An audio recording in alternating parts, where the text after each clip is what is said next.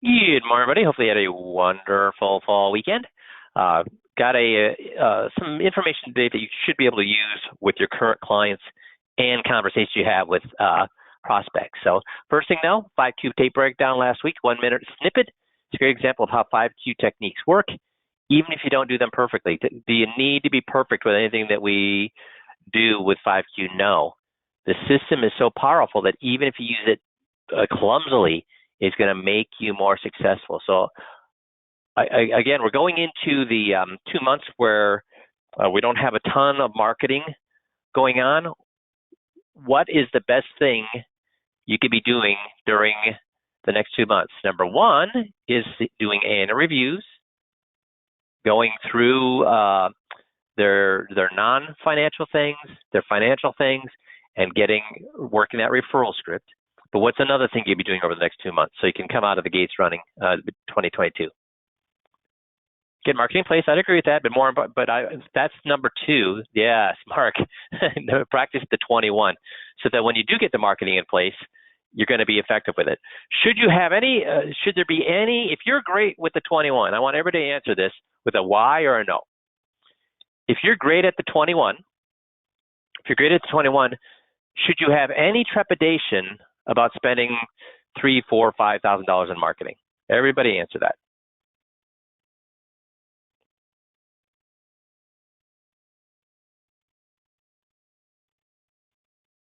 So I got a bunch of right answers, a few wrong answers. No, you shouldn't, because if you're good at the 21, what will the client say 10, 15 to 21 times? What will the client say 10, 15 to 21 times if you do the 21 right? I can't get away from my guy fast enough. So will plate lickers say that? Will plate lickers say, God, I don't trust my guy, but I'm going to stay with him? Or are they going to say, I need to get away from my guy? How about tire kickers? Are they going to say, oh, I think my guy's screwing me in 15 different ways, but I'm going to stay with him? Or is he going to say, I need to get away from this guy? So your confidence is going to come from being great at the 21. And I haven't probably done this for a couple of years now, but I'm going to ask you, if I took a fireman, and how much does a fireman know about finances? Nothing. How much does a fireman know about selling? Nothing. And I said, listen, Mr. Fireman, I'll pay you $250,000. Here's the 21 script. Here's the script for the 21-point checklist. I'll pay you $250,000 if you have this memorized within the next 2 weeks. Now ask yourself, would that fireman be better or worse than you at the 21-point checklist? You don't have to answer it on here, but answer to yourself. Would that fireman be better or worse? And when I've asked individuals that, even some of my best guys that, who are extremely successful, guess what they've said? Well, the fireman would be better. Why would the fireman be better? What would he do for the next 2 weeks? Would he watch any television? No. Would he go to his softball or bowling league? No. Would he go to his fantasy football league? No. Would he say, I have to be involved with my children for the next 2 weeks? What would his wife say about him being involved with his children for the next 2 weeks? She'd say, no. I'll take care of the kids for next week. You go in that room, shut the door, I'll shove food underneath the door, and you learn this backwards and forwards. So you don't have to do it in 2 weeks, you got 2 months. How good should you be at the 21-point checklist? Again, if you don't believe in the 21-point checklist, call Jeff, call me, call Jerry, and let's walk through why the problem that you're having with it, because it has worked for 20 years. We got 60,000 tapes on tape or on file where it has worked perfectly. So please, next 2 months, annual reviews with an emphasis on referrals. And number two, learn the 21. And then number three, once you've learned the 21, you should have no compunction whatsoever about marketing. Make sense? So today's actual call is about Social Security. And we did talk about this a few months ago, but here's some other ideas. And Mark actually sent me kind of the impetus. So thanks, Mark, for this. Social Security benefits to increase by 5.9% for 2022. Is that a good thing or bad thing? Yes, it is a good thing. And yes, it is a bad thing. Does anybody know why that's a bad thing? Well, the good thing, it's easy enough to figure that out. Why do you think it's a bad thing? Mark, you know, obviously, so you don't need to answer. How about everybody else? Why is it a bad thing? Well, Nick's got a good point. He said Medicare will likely increase as well. Inflation is here. Those are all true, but that's not why for Social Security it's a bad thing. Those are both absolutely right answers, but it's not why for Social Security it's a bad thing. Ah, good, Dale. Social Security Board trustees in August reports that the trust fund that pays benefits is projected to become depleted by 2034, a year earlier than estimated in 2020. At that time, Social Security income would be sufficient to pay 78% of scheduled benefits. Chen, Assistant Director of Savings Research at Boston College Center for Retirement, said through her rough calculations show that 2022's cost of living adjustment will deplete it just 3 months even faster, right? So that's why it's a bad thing. Sure, it's a good thing for people who are going to die between now and 2034, but it's for the people who don't, that's going to be a bad thing running out earlier. And again, is that easily fixable? Do we have more? It's paid for by money flowing in. Do we have more people working or more people getting retired right now? Are the number of people working going to be able to make up for that difference? Yeah. So will Social Security be there for me? Well, that's a good question. It will be there, but what's the question? There are 3 things that they can do to fix this. Are you guys fluent on those 3 things? If not, remember we did a call on 6/21/21, the future of Social Security. How many of your well, first of all, do people rely on Social Security? Even wealthy people, do they rely on Social Security? I'm counting on Social Security. So how many of your competitors can say that they know the 3 things that are the 3 ways that this can be fixed, and here's how you can protect yourself from those 3 ways? How many of your competitors can say that?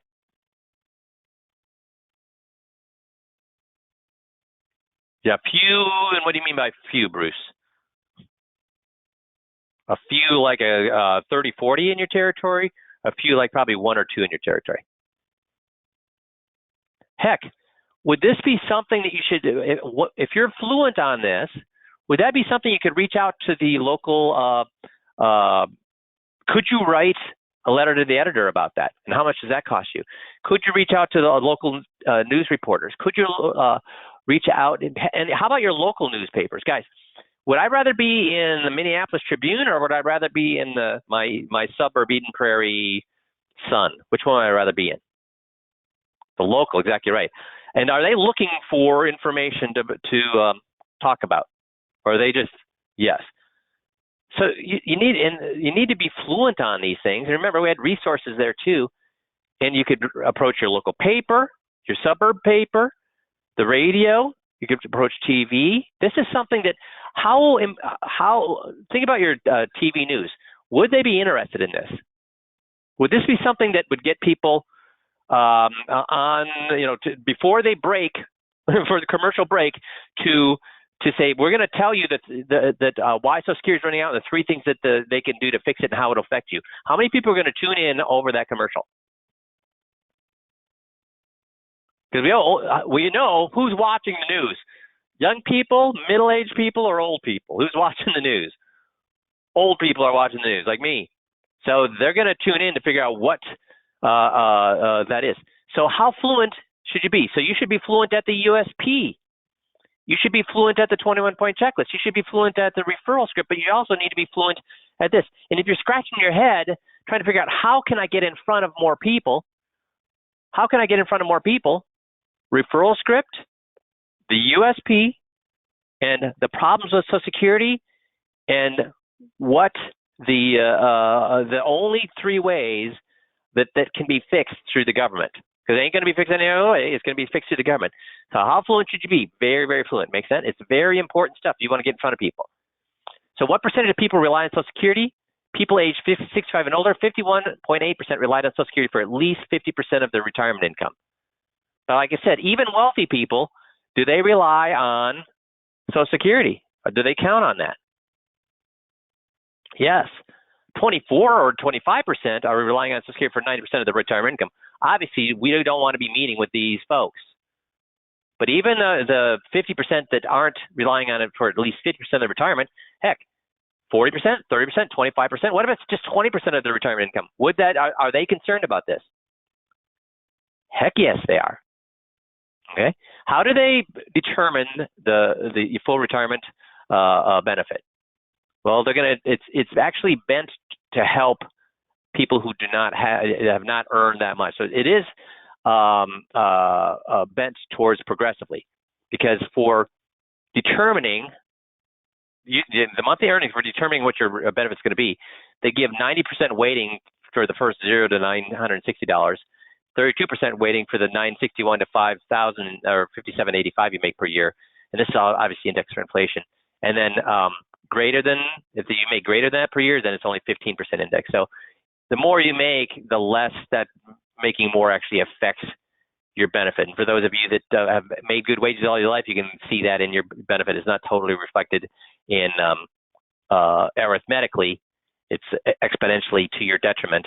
But that's fine, because it was Social Security designed to replace full retirement? No, it's designed to be what? Supplemental. And the wealthier you are, the more supplemental it should be. But even if I'm only relying on it for 20% or even 10%, I'm concerned about this. So if you wait to age 70 versus 62, your benefits increase by 76%. Instead of, if your benefit was going to be $750 at age 62, it's going to be $1,350 at age 70. And yet, that's a small or a huge benefit to wait 8 years. Small or huge? It's about 10% a year almost, right? And yet, if that's the case, what happens to most people? They wait till 70 or they begin at age 62? Well, age at 62, wait till 66 or 67 for those of you a little bit younger, and the benefit starts at 70. This is the break-even point. So when are people going to break even if they start at age 62? Well, as compared to waiting to the full retirement age 78. Can most people, should they be, if they've lived to age 62, what's their likelihood of living to age 78? At least 50-50. So that means 50% of them are taken in the shorts there. If you start at 62 as compared to age 70, the break even is 82. So this is a chart that, how many of your clients would be interested in this break-even chart? A lot or not very many? Yeah. It's a way for you guys to provide value to them. So one of the things I want to talk about Social Security today that we did not talk about here a few months ago, though, is how changes in your personal situation can change how you should draw your Social Security. And this is out of the Society of Financial Service Professionals, March 2021 issue. So strategies to change Social Security filing decisions. One is you can still withdraw. A lot of things you can no longer do, but there are some things you can still do. One is withdraw the application the first year. 2 is have voluntary suspension. 3 is a retroactive refund. And you can also combine voluntary suspension, retroactive refund. So when would you want to do those things? Well, let's talk about withdrawal application. Withdrawal application is I need a mulligan, meaning that in the first year that you apply, you can say, oops, I made a mistake. I want to withdraw that, and then you can stop Social Security. So it allows withdrawal of the application, taking it back if you do it within 1 year. Now, why would you want to do that? Why would you want to do that? Well, number one, maybe the worker didn't understand the ramifications of early application. Maybe they didn't see this chart. Maybe they'd never seen this chart, and they didn't know how much more they'd be getting if they waited. Does that happen to some people? Do some people say, oh, at age 62, I can start drawing it. Maybe I should do it right now. Does that happen to some people? Yes, it does. How about a worker who didn't know there was an earnings test rule to age 66 or 67? Could that be the case? Maybe they got another job. Maybe they retired, and then the company wants to hire them back, as many companies are doing now, right? Not as an employee, but as an independent contractor. So they're still making good money. They just have no benefits. Could that have happened? Maybe the worker got married and finds out coordinating benefits with new spouse provides a better long-term strategy. So there's all sorts of reasons why they may want to take that application back. Now, there is a problem with this. What's the problem with within the first year saying I'm withdrawing my application? I want a mulligan here. Ah, very good, Tom. Yes, you got to pay it back. In order to do it, you got to pay it back, which means the money that they gave you, the taxes that you paid on that money, Medicare payments, so not your net, but the whole entire amount, including the taxes you paid on it, your Medicare payments made for you by Social Security, and payments made to other people based on their benefits, so to your wife or your children. And can it be paid back in a payment program? No, it has to be what? A lump sum. So that's the negative of that. So if they're going to do that, you need to catch it as early as possible, so they only have been getting that money for 2 months, not for 10 months. So does that make sense? Okay. Voluntary suspension is the second thing they can do. Voluntary suspension, that's a little bit different than withdrawal of application. Voluntary suspension means I'm going to keep what I've already have. I don't want it to be going forward. So that means the worker cannot elect it until after their full retirement age. So voluntary suspension is different from a withdrawal application because they get to keep everything they've made, but they are allowed to, after their full retirement age, to pause it, to suspend it. So when the worker suspends, they can now start earning the 2/3 of 1% per month, that 8% a year that they get between full retirement age and age 70. So they could have taken that income till age 66 or 67, pause it, and then that income was to continue to grow at 8% a year until age 70. So the big thing is you don't have to pay that money you receive back. You're just pausing the benefits, allowing it to grow at 8% a year. Okay, some things to keep in mind with that suspension is anyone receiving Social Security benefits based on the worker's benefit will also have the benefits suspended. So if your wife is also getting benefits based on not on her earnings, but on your earnings, hers will be suspended as well. You're paying for Medicare premiums on Social Security, you're going to have to figure out a different way to pay them. So that's another way. Now, you can also do a retroactive refund. This is a third way. Allows the client past full retirement age to turn back the clock for maximum 6 months. So let's say at age 67, I didn't know, hadn't made a decision that I wanted to get Social Security. Then I say I want to get it. I can turn the clock back to a maximum of 6 months to my full retirement age, and they'll give me a lump sum to make up for that. However, all future benefits are reduced down. If I do bring it back to the full 6 months hence, then that means I'm going to not get that 2/3 of 1% increase for those 6 months. Does that make sense, or am I talking Greek there? So I'm 6 months past my full retirement age. I decide I'm going to do this, apply for Social Security, and I'm going to take that lump sum. That means they'll give me a lump sum for that 6 months, but they're also going to retroactively take away that 2/3 of 1% that I'm earning every single month. So about 4%. That 4% increase is going to be zeroed back to whatever it would be at the full retirement age. Make sense? And you can also then combo the retroactive refund and voluntary suspension. Now, why the heck would you want to do that? So let me just give you an example of why that would make sense. Well, so let's say Mary applies for benefits at age 66. In this case, that's her full retirement age, not 67. It's 66 and 6 months. So she applies for it 6 months past her full retirement age. She then loses her job and needs money. She didn't know she was going to lose her job, but 6 months into full retirement age, she needs the money. What she could do then is she starts the benefits and asks for the 6 months retroactive lump sum. That's going to give her a chunk of money she can put in the bank then to get her over the rough spot until she finds another job or changes sells her house and moves into something cheaper or whatever it may be. Any changes she needs to do to her lifestyle to be okay with that. That's going to result in a monthly benefit of, let's say in this case, let's use make her full retirement, just for ease, her full retirement benefit was $1,000. She's going to get a $6,000 lump sum. She immediately then, once she gets that lump sum, then she'll immediately suspend the benefit because she has that money in the bank that she can start using until she finds something else she can do for the next 3 years until she gets that full bump of 8% a year for the next 3 years till she turns, or 4 years till she turns age 70. So she gets the lump sum, but then as soon as she gets the lump sum, she immediately suspends the benefit, so she gets to keep all of this. But then she suspends it, so then she can continue to have that 8% a year continue to go up for her. Does that make sense? So by suspending her check, she'll be, for another 4 years, she's going to go up almost 28% till age 70. So is that worthwhile to wait 4 years to have a 28% more income? If she can handle it, yes, it would be.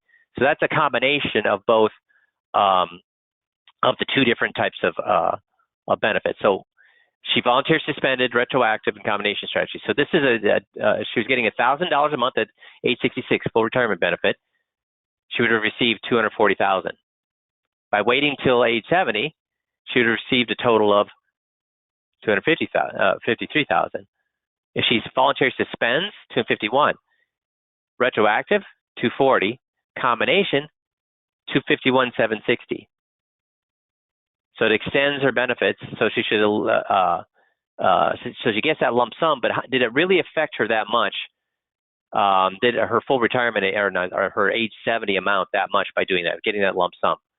16 years extension of benefits versus 16 and a half.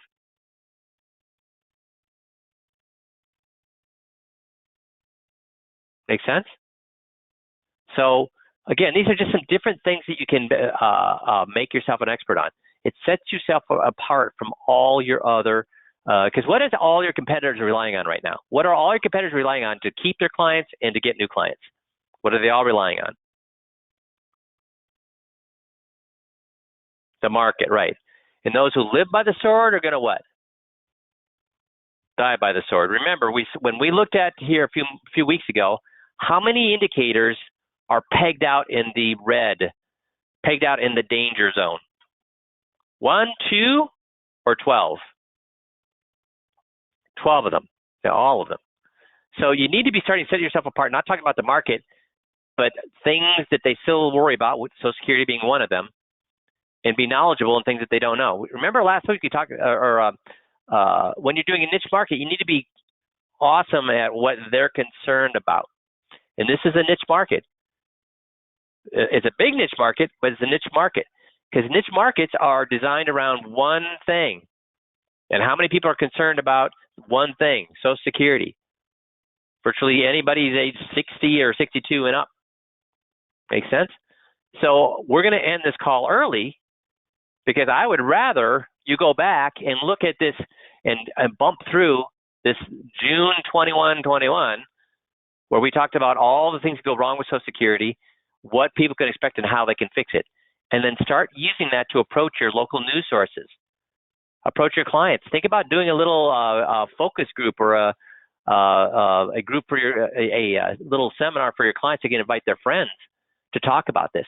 People are worried about this, and none of your competitors are talking about it. Just like they don't know the USP and aren't using that, they're also not an expert on this.